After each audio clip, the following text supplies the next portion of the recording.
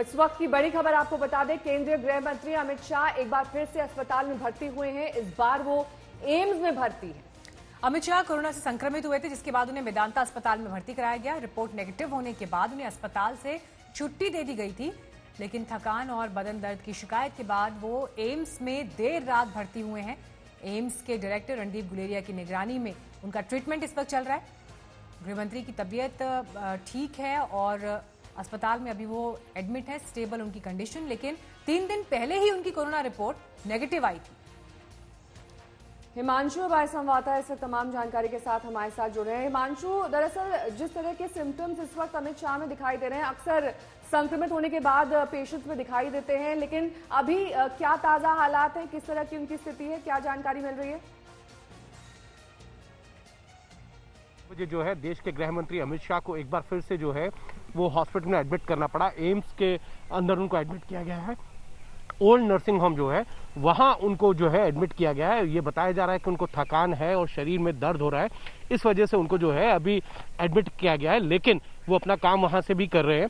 बड़ी बात यह है कि सबसे पहले 2 तारीख को उनको कोविड टेस्ट उनकी रिपोर्ट आई थी, तब वो पॉजिटिव हुए थे और 14 तारीख की शाम को उनका टेस्ट नेगेटिव आने के बाद उनको हॉस्पिटल मेदांता से डिस्चार्ज किया गया था। लेकिन पिछले 2-3 दिन से जो है उनको थकावट महसूस हो रही थी। इसके चलते कल रात को उनको जो है एम्स में एडमिट किया गया। डॉक्टर गुलेरिया जो एम्स के डायरेक्टर हैं वो पूरी तरीके से जो है मॉनिटरिंग कर रहे हैं और ये कहा जा रहा है कि कोई बहुत ज्यादा घबराने की बात नहीं है, क्योंकि 3 दिन पहले ही उनका जो कोविड टेस्ट की दूसरी रिपोर्ट थी वो नेगेटिव आई थी और उसके बाद उनको हॉस्पिटल से डिस्चार्ज किया गया था।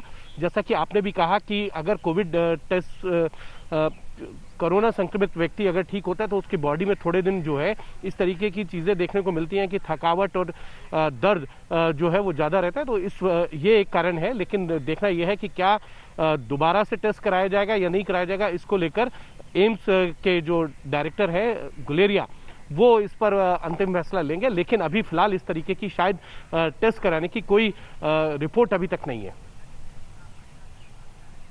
ठीक है, लौटेंगे आपके पास, तमाम जानकारी आपसे लेंगे, लेकिन इस बीच बड़ी खबर आपको ये बता दें कि एम्स में भर्ती हो गए हैं गृह मंत्री अमित शाह। उन्होंने थकान की शिकायत की थी। एम्स निदेशक की निगरानी में अमित शाह का इस वक्त इलाज किया जा रहा है। आगे बढ़ेंगे, बात करेंगे पीएम केयर्स फंड को लेकर सुप्रीम कोर्ट ने बड़ा फैसला सुनाया है। दरअसल सुप्रीम कोर्ट ने एक याचिका पर सुनवाई करते हुए कहा कि पीएम केयर्स फंड की रकम एनडीआरएफ में ट्रांसफर करने की जरूरत नहीं है। पीएम केयर्स फंड एक तरह से चैरिटी फंड है। सुप्रीम कोर्ट ने कहा कि इसमें कोई भी आदमी या फिर संस्था दान कर सकती है। वही सुप्रीम कोर्ट ने यह भी साफ कहा कि इसी तरह एनडीआरएफ में भी कोई भी पैसा ट्रांसफर किया जा सकता है। आपको यह बता दें कि इसको लेकर सुप्रीम कोर्ट में याचिका दायर की गई थी।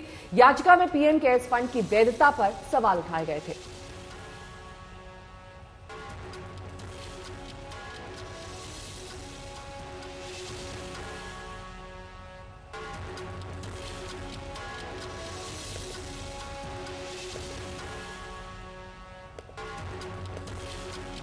तो अब इसको लेकर सुप्रीम कोर्ट ने स्पष्टीकरण दिया है। उन्होंने कहा कि पीएम केयर्स फंड एक तरह से चैरिटी फंड है। इसका इस्तेमाल दान के लिए किया जा सकता है। इसमें कोई भी आदमी या फिर संस्था दान कर सकती है। ये एक तरह से चैरिटी फंड है। ये तमाम क्लैरिफिकेशन सुप्रीम कोर्ट की तरफ से दिए गए हैं और इसकी रकम एनडीआरएफ में ट्रांसफर करने की जरूरत नहीं है। पीएम केयर्स फंड को लेकर सुप्रीम कोर्ट का ये बयान। संजय शर्मा जुड़ गए इस वक्त और जानकारी के साथ। संजय, और डिटेल में समझाइए, याचिका में क्या कहा गया था? सुप्रीम कोर्ट ने क्या अपने डायरेक्शंस में कहा है? सुप्रीम कोर्ट ने अपने फैसले में साफ कर दिया है कि एनडीआरएफ और एनडीआरएफ के तहत ही नेशनल डिजास्टर रिलीफ फंड के तहत ही पीएम केयर फंड है और ऐसे में 2 अलग अलग फंड हैं और दोनों के जरिए चैरिटी की जा सकती है। याचिकाकर्ताओं की मांग ये थी कि एनडीआरएफ में केयर फंड की सारी धनराशि एनडीआरएफ को ट्रांसफर की जाए, लेकिन कोर्ट ने इसे इनकार कर दिया। यानी साफ तौर पर सरकार के लिए राहत है और याचिकाकर्ताओं के लिए बड़ा झटका। और कोर्ट ने यह भी साफ कर दिया है कि ये दोनों चैरिटी फंड है, लिहाजा कोई भी आदमी किधर भी किसी भी फंड में और अनुदान कर सकता है रकम, ताकि इससे देश में चैरिटी के काम किए जा सकते हैं, राहत और भलाई के काम किए जा सकते हैं। ठीक है, बहुत बहुत शुक्रिया इस तमाम जानकारी के लिए आपका। आगे बढ़ेंगे, बात करेंगे सुशांत सिंह राजपूत मौत मामले की, जिसमें परिवार वाले लगातार इंसाफ की आवाज बुलंद कर रहे हैं। जांच को लेकर परिवार की बेसब्री अब बढ़ने लगी है। सुशांत के चचेरे भाई और बिहार से बीजेपी विधायक नीरज सिंह बबलू ने आज तक से खास बातचीत में कहा कि परिवार को पूरा शक है सुशांत की हत्या की गई।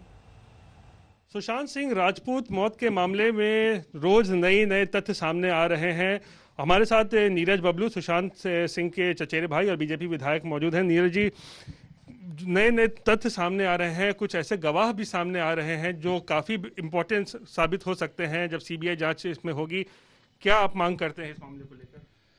देखिए, सही बताया आपने कि पर डे कुछ नए लोग सामने आ रहे हैं जिनको लगता है कि नहीं ये हत्या हुई है, और उनके जानकारी में अगर कुछ चीज़ें हैं तो वो कहीं ना कहीं खोलना चाहता है, बताना चाहता है, उनको अंतरात्मा से आवाज़ अगर जग रही है तो ऐसे लोग को हम आह्वान भी करते हैं कि अगर कुछ है तो आप आएँ, बताएं। और सबसे बड़ी बात है कि जिस तरह से वहाँ का माहौल बना हुआ है, जो गवाह है वो कुछ बोलने से डरता है, तो कहीं ना कहीं एक असुरक्षा का माहौल वहाँ बना हुआ है। तो हम चाहेंगे कि मुंबई पुलिस से हम आग्रह भी करते हैं कि जो इस तरह के विटनेस है उनको आप सुरक्षा देने का काम करें, और जो भी तथ्य है उनको छेड़छाड़ न करके उनको बचाने का काम करें। ये सबसे आवश्यक है ताकि आने वाले दिन में सीबीआई को सुविधा पहुंच सके। सीबीआई अगर आती है जांच को तो उनको गवाह मिल सके, उनको सबूतें मिल सके। ऐसा न हो कि गवाह भी खत्म हो जाए और सबूत भी नष्ट हो जाए।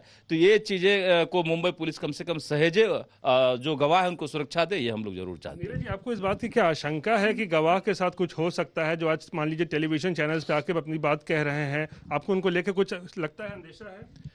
देखिए, सबसे बड़ी बात है कि मुंबई में जिस तरह से चीज़ें सामने आ रही है, जिस तरह से हत्याएं हो रही है और उसे आत्महत्या करार दिया जा रहा है, तो मुझे लगता है कि जब हत्या किया जा सकता है तो उसके विटनेस का हत्या क्यों नहीं किया जा सकता है?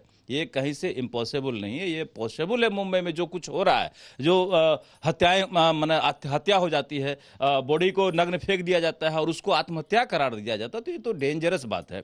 हम लोग चाहते हैं कि जो भी लोग सामने आ रहे हैं, जो भी कुछ बोलना चाह रहे हैं, उनको प्रोटेक्शन मिले, उन्हें सुरक्षा मिले और किसी भी तरह का कोई घटना नहीं घटे किसी भी गवाह के साथ, ये जरूर चाहते हैं। और ये आशंका है हमको कि जो गवाह आ रहे हैं कहीं उसके साथ कोई गड़बड़ काम ना हो। कुछ गवाह आपके ऐसे नज़र में है जिनको आपको लगता है, किसी का आप नाम लेना चाहेंगे जो इम्पोर्टेंट है, बहुत जरूर महत्वपूर्ण है सीबीआई जांच के लिए?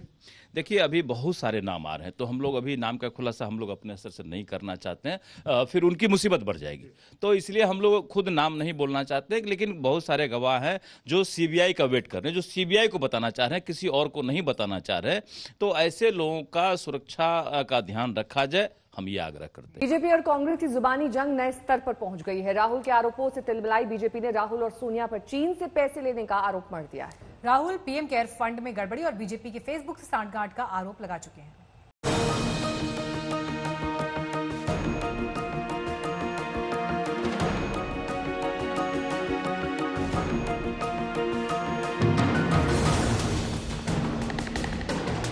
पहले फेसबुक से वोटरों को बहकाने की सांठगांठ और फिर पीएम केयर्स फंड पर सवाल। मोदी सरकार और बीजेपी पर राहुल गांधी के हमलों की धार हर वार के साथ और भी तीखी होती जा रही है। आरोपों से भड़की बीजेपी ने पलटवार में पूरे गांधी परिवार पर चीन से मिली भगत का आरोप मढ़ दिया।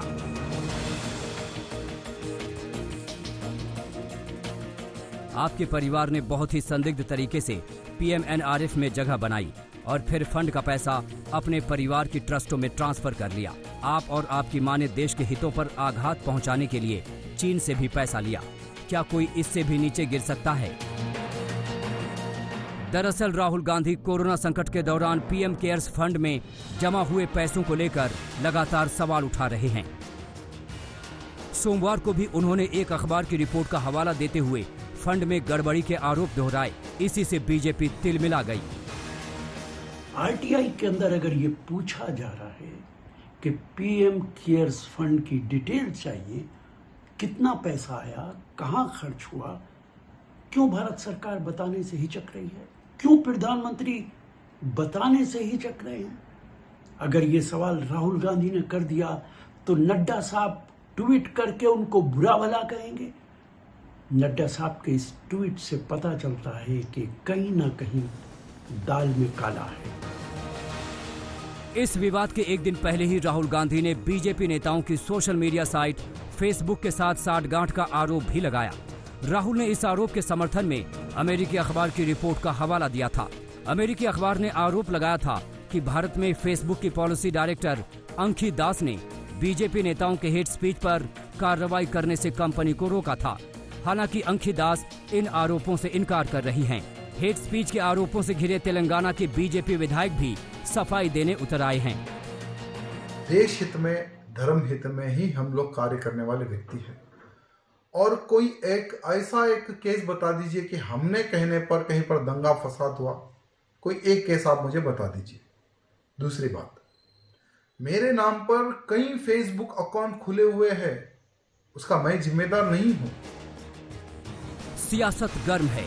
कांग्रेस बीजेपी को बेनकाब करने का दावा कर रही है, लेकिन बीजेपी कैम्ब्रिज एनालिटिका की याद दिलाकर ताल ठोक रही है और इस खेल के असल खिलाड़ी खुद कांग्रेस है।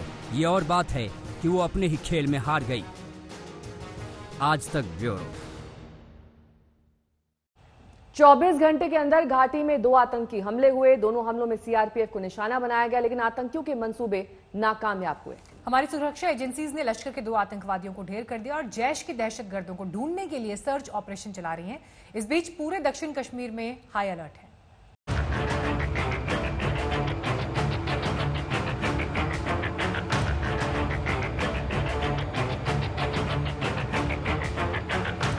घाटी में सुरक्षा बलों ने आतंक की सफाई की जो कसम खाई है, उससे आतंक के सौदागरों में बौखलाहट है।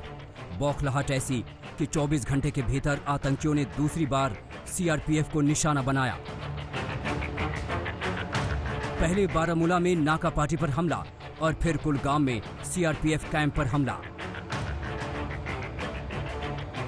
कुलगाम के निहामा में सीआरपीएफ का कैंप है। आतंकियों ने सोमवार की शाम कैंप पर हमला किया और अंधाधुंध फायरिंग की, जिसके बाद सुरक्षा एजेंसियों ने पूरे इलाके को खाली कराया और आतंकियों को ढूंढने के लिए सर्च ऑपरेशन चलाया।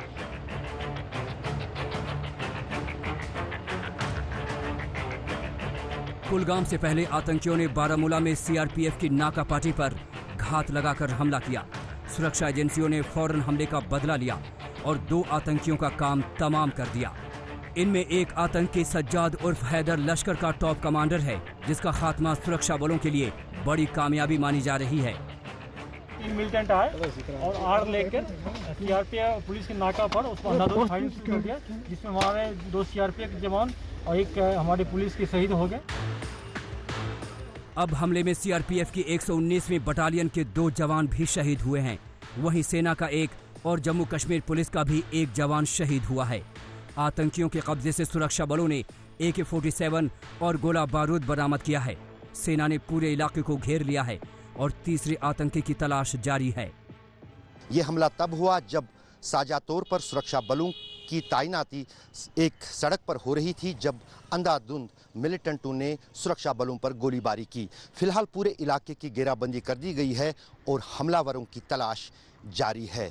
पूरे कश्मीर में सुरक्षा बलों को हाई अलर्ट पर रख दिया गया है, क्योंकि जम्मू कश्मीर पुलिस और सुरक्षा एजेंसियों को खदशा है कि आने वाले दिनों में इस तरह की आतंकी हिंसा कश्मीर में एक बार फिर बढ़ सकती है।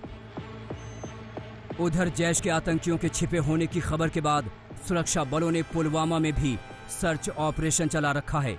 पुलवामा के करीमाबाद गांव के सारे रास्तों को सील कर दिए गए हैं और घर घर जाकर आतंकियों की तलाश की जा रही है।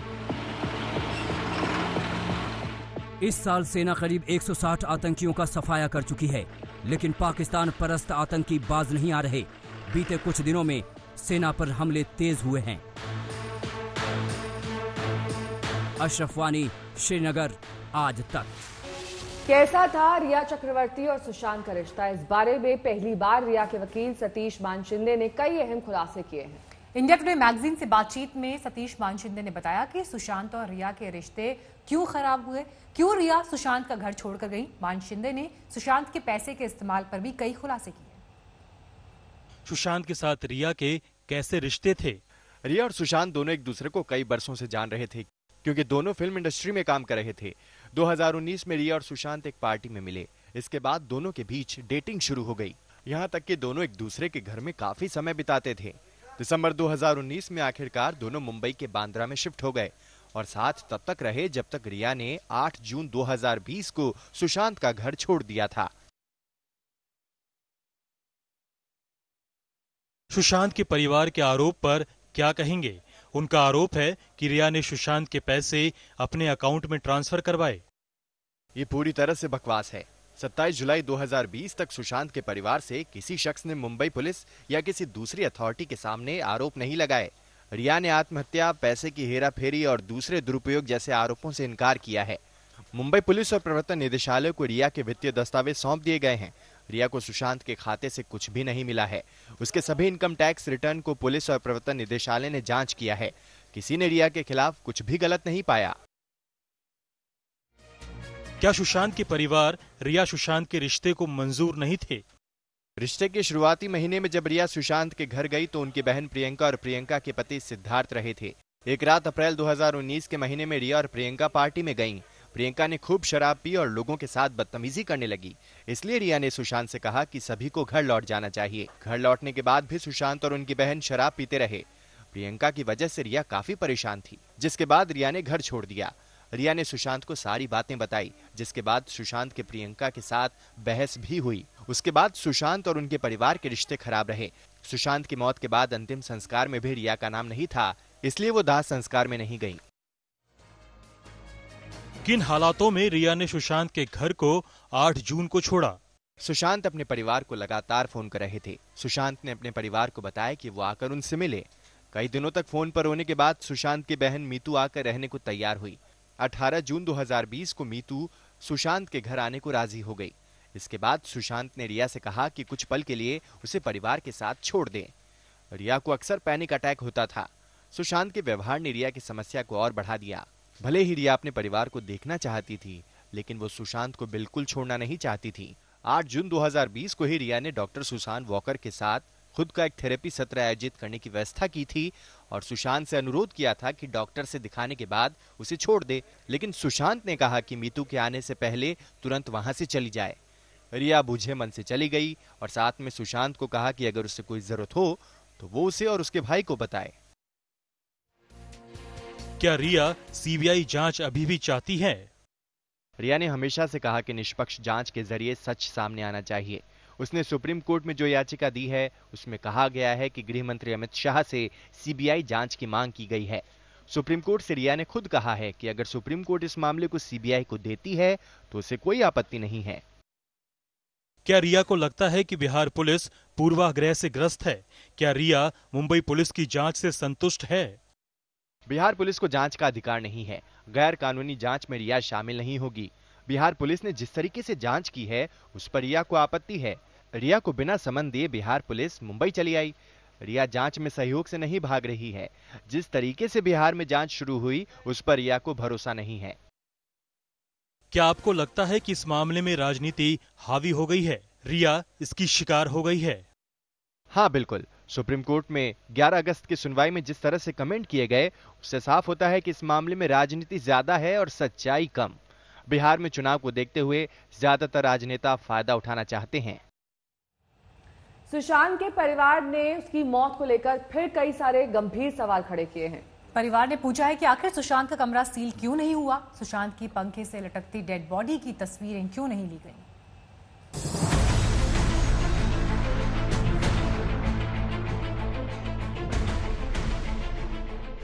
पिता इंसाफ की गुहार लगा रहे हैं। 25 फरवरी को मैंने बांदा पुलिस को आगाह किया था कि मेरे बेटे सुशांत की जान को खतरा है, परंतु उन्होंने कुछ नहीं किया। बहन कह रही है भाई को इंसाफ दो। तहे दिल से आप सबसे रिक्वेस्ट है कि हम एकजुट होकर सीबीआई इंक्वायरी की मांग करें, क्योंकि हमें सच जानने का हक है। भाई बुलंद कर रहा है इंसाफ की आवाज। इसका कौन सा प्रूफ है कि उसने फांसी लगाया? मैं तो कह रहा हूं गला दाब के मार दिया गया, बेल्ट से फीता लगा के मार दिया गया। सुशांत सिंह राजपूत का परिवार दो टूक कह रहा है सुशांत की हत्या हुई है। परिवार एक से एक संगीन सवाल खड़ा कर रहा है, ऐसे ऐसे सवाल जो इस केस को और भी पेचीदा और रहस्यमय बना रहे हैं।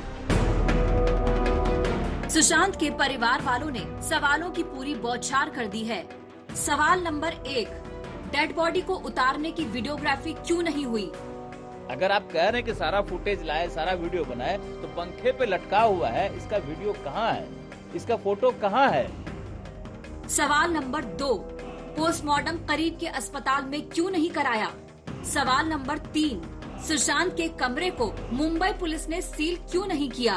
उस कमरे को सील करना चाहिए, कमरा तक सील नहीं किया गया। बाद में मैं फोटो देख रहा हूँ, किसी चैनल पे देख रहा था कि उसको रंग पेंट कर दिया गया। सवाल नंबर 4, सुशांत के कमरे का रंग रोगन क्यों कराया गया? वीडियो नहीं बना, इसका कौन सा प्रूफ है कि उसने फांसी लगाया? मैं तो कह रहा हूँ गला दाब के मार दिया गया, बेल्ट से फीता लगा के मार दिया गया। तमाम चीजें जांच का विषय है। सवाल नंबर 5, सुशांत के स्टाफ से अब तक पूछताछ क्यों नहीं हुई? जिन दोषी से पूछताछ करना चाहिए उनसे तो आप शुरुआती पूछताछ नहीं की। जो घर का स्टाफ है, अब सबसे पहले उनसे पूछताछ करना चाहिए, उनको कस्टडी में लेना चाहिए कि तुमने पंखे से उतार कैसे दिया। अगर पंखे में उसने फांसी लगा लिया, तुमने किसके परमिशन से बॉडी उतार दिया? सुशांत के परिवार का सब्र अब खत्म हो रहा है। परिवार चाहता है कि सीबीआई जल्द जांच शुरू करे, क्योंकि उन्हें डर है कि सबूत खत्म किए जा सकते हैं।